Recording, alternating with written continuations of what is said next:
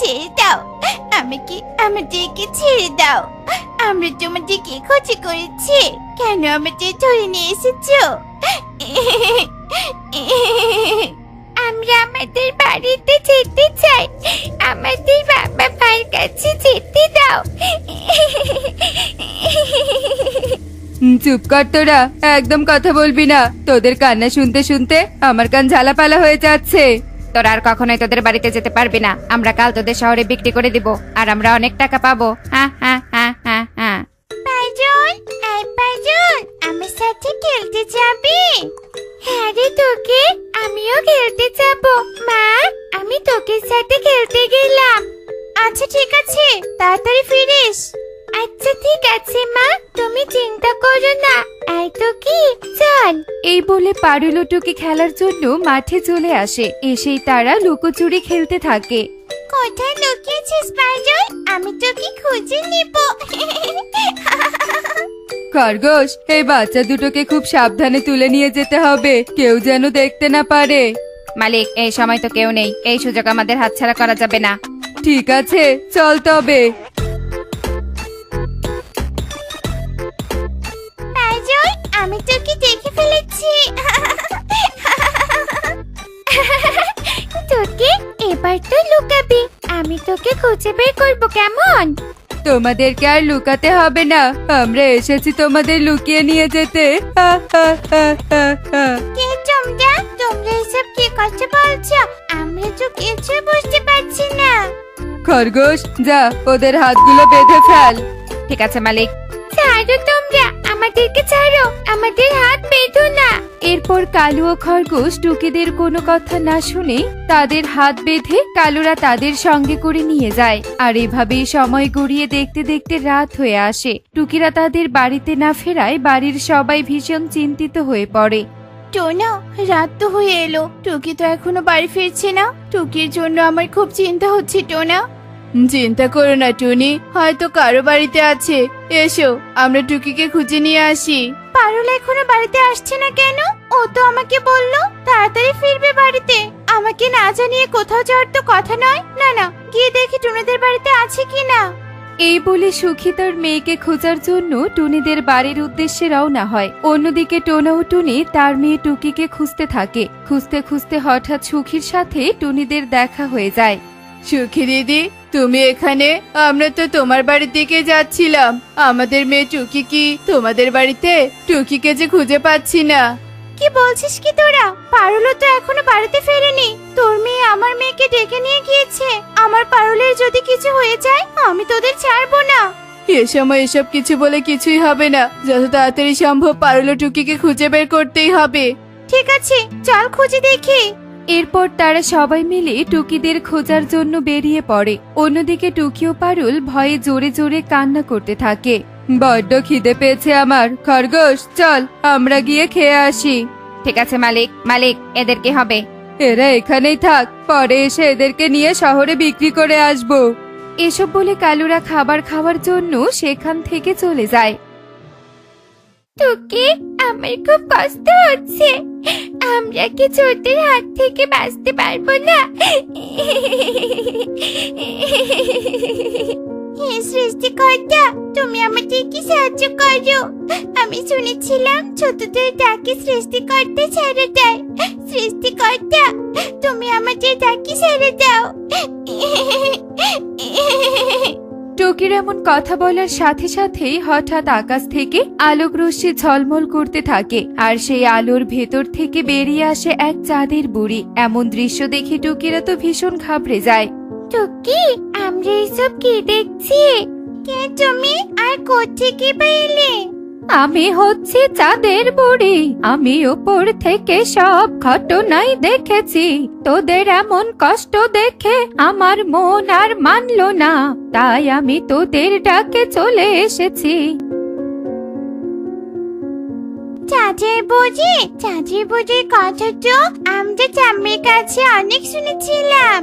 হ্যাঁ, আমিও শুনেছি। আজ নিজের চোখে দেখতে পেয়ে দারুণ লাগছে। হা হা হা হা, তোরা খুব মিষ্টি করে কথা বলিস। তোদের এখানে থাকা আর উচিত হবে না। যা মাদুরে তোরা চড়ে বস, এই মাদুর তোদেরকে তোদের বাড়িতে পৌঁছে দিবে। বিদায় চাচি বুঝি।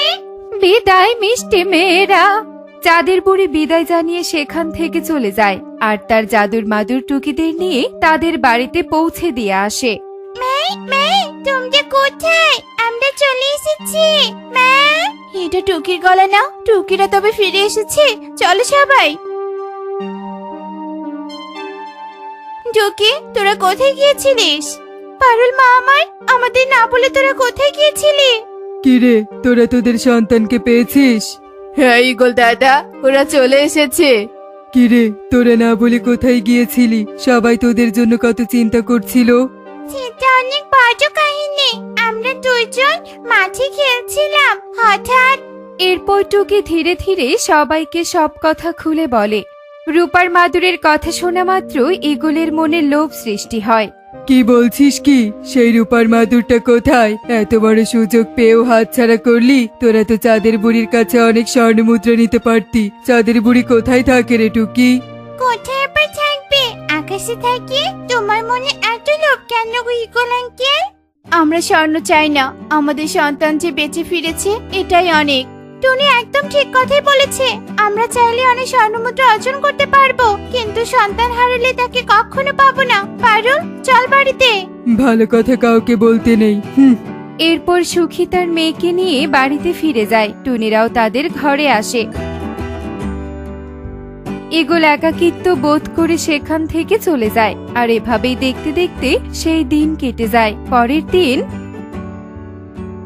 মারে, আমি বাজারে যাচ্ছি, তোর কি কিছু লাগবে? আমার পছন্দের কাঁঠাল নিয়ে এসো বাবা। অনেকদিন থেকে কাঁঠাল খেতে খুব ইচ্ছে করছে। আচ্ছা ঠিক আছে রে মা, আমি তোর জন্য কাঁঠাল নিয়ে আসবো। এই বলে টোনা কাঁঠাল নিয়ে আসার জন্য বাজারের উদ্দেশ্যে রওনা হয়। আর এক পর্যায়ে টোনা বাজারে চলে আসে। তোতা দাদা, এই কাঁঠালগুলোর দাম কত গো? এগুলো মাত্র 50 টাকা করে, আর সব থেকে ছোটগুলো 30 টাকা করে। আমার কাছে তো অত টাকা নেই, তুমি বরং আমাকে ছোট কাঁঠালটাই দাও। আচ্ছা ঠিক আছে টোনা, এই নে তোর কাঁঠাল। এরপর টোনা কাঁঠাল নিয়ে টাকা দিয়ে তার বাড়িতে চলে আসে। এসে টোনা যা দেখতে পায় তা দেখে টোনার চোখ কপালে উঠে যায়। হায় হায় রে, এটা আমাদের কি সর্বনাশ হয়ে গেল। টুনি, এসব কি করে হলো? কে আমাদের আশ্রয়টুকু কেড়ে নিল? বাবা, আমাকে যে চুরি করে নিয়ে গিয়েছিল ওরা হিসাব করেছে। ওরা আমাদের খোঁজ করে এসেছে। আমাকে না পেয়ে আমাদের ঘর ভেঙেছে বাবা। ওই চোররা দেখছি আমাদের পিছুই ছাড়ছে না। সৃষ্টিকর্তা, এ আমাদের কোন পরীক্ষা নিচ্ছ? মালিক, আমরা কি তবে হাল ছেড়ে দিব? না না, হাল ছাড়লে চলবে না। একটা বাচ্চাকে বিক্রি করতে পারলে আমরা সারা বছর বসে খেতে পারবো। তবে আমরা এখন কি করব? তাদের ঘর আমরা ভেঙে দিয়েছি। তারা আজ নিশ্চয়ই বাহিরে থাকবে। তখনই আমরা চুপি চুপি গিয়ে তুলে নিয়ে আসবো। এভাবেই কালু ও খরগোশ শয়তানি বুদ্ধি আটতে থাকে। আর সময় গড়িয়ে রাত হয়ে আসে। এই সুযোগে কালু ও খরগোশ টুনিদের কাছে চলে আসে। খরগোশ, যা তুলে নিয়ে আয়। এরপর কালুর কথা মতো খরগোশ টুকিকে তুলে নিয়ে আসতে যায়। আর ঠিক তখনই টুনিরও ঘুম ভেঙে যায়। হাই, কে তুমি? কি হয়েছে টুনি, কি হয়েছে?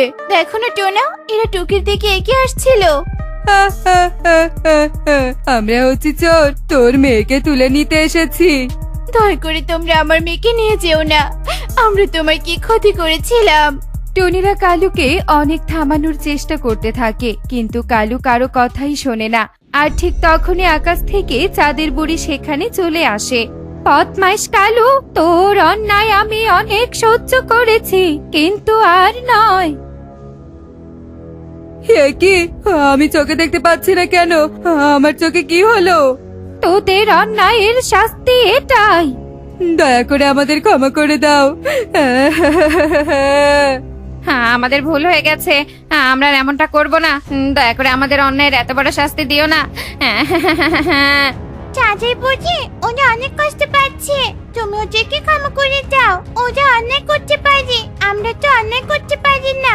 ওরা যে নিজে ভুল বুঝতে পেরেছে, এতে অনেক চাচাই বুঝি। ঠিক আছে মিষ্টি মেয়ে, তোর কথাতে আমি তাদের ক্ষমা করে দিলাম।